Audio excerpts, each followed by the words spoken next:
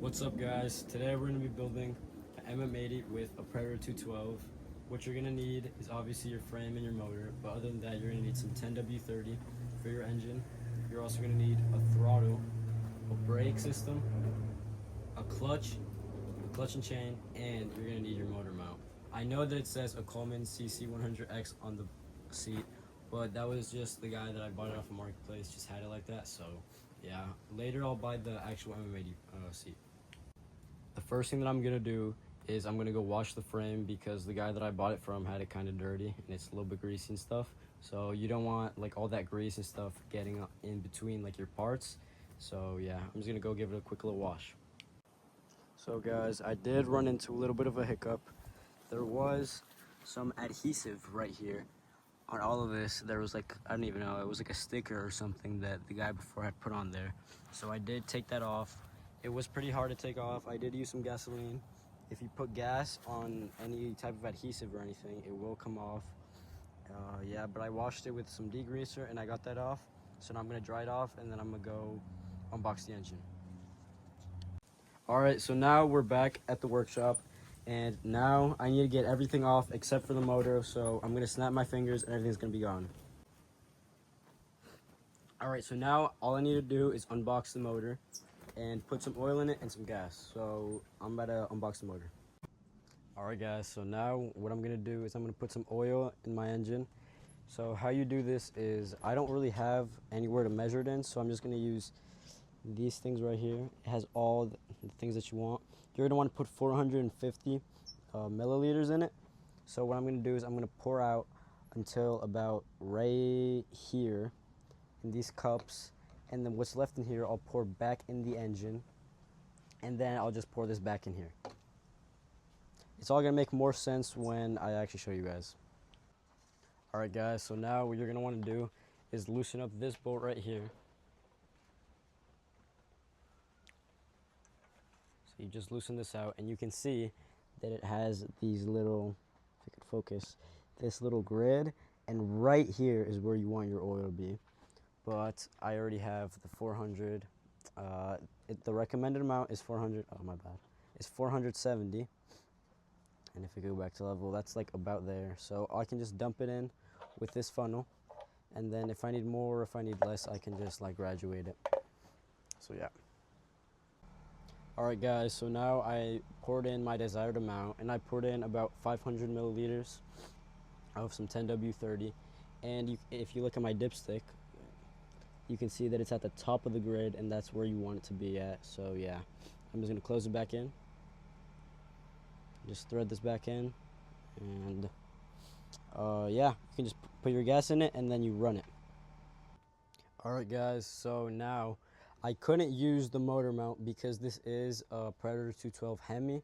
I did get lucky with it being a Hemi, and since I haven't done any aftermarket changes or anything, I don't have an aftermarket exhaust or carburetor. If I put the motor mount on it, the engine won't fit because the carburetor and the exhaust would be too big, so it wouldn't fit. So I just have to put the bolts in. If you can see, I already put this bolt in, and then I put the one across from it.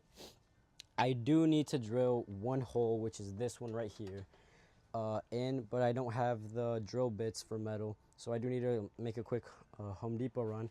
But I will be tightening this one up, and I'm just gonna start the motor real quick to make sure that everything works good and stuff.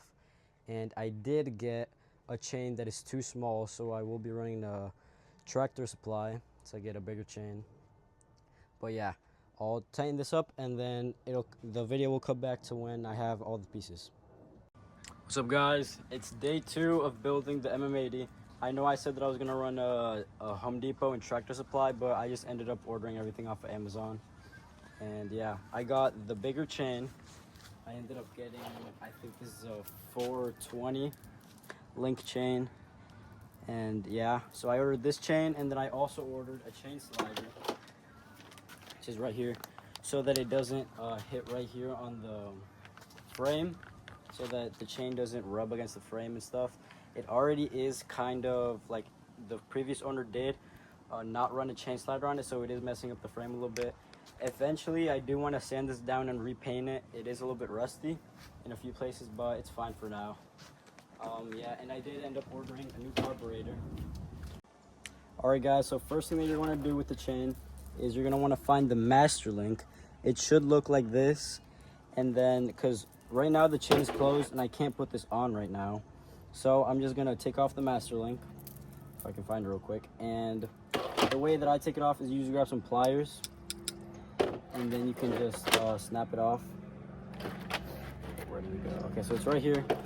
So what you do is you just grab your pliers, and then you pinch one side of the master link, and you pinch this pin right here, like that.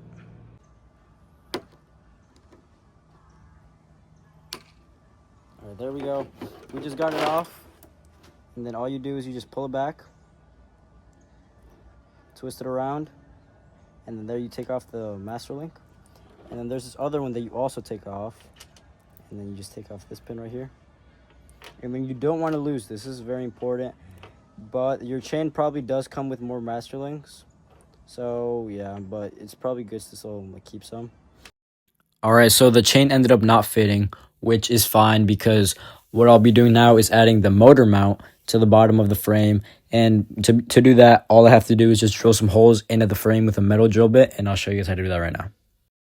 All right, guys, so now what you're going to want to do is mark out with a Sharpie on these 4 dots. It has to be specifically there so that the motor mount can work. So how it'll do that is that's where the bolts are going to be, right there. And then it'll just go move up and down so you can adjust the chain tension.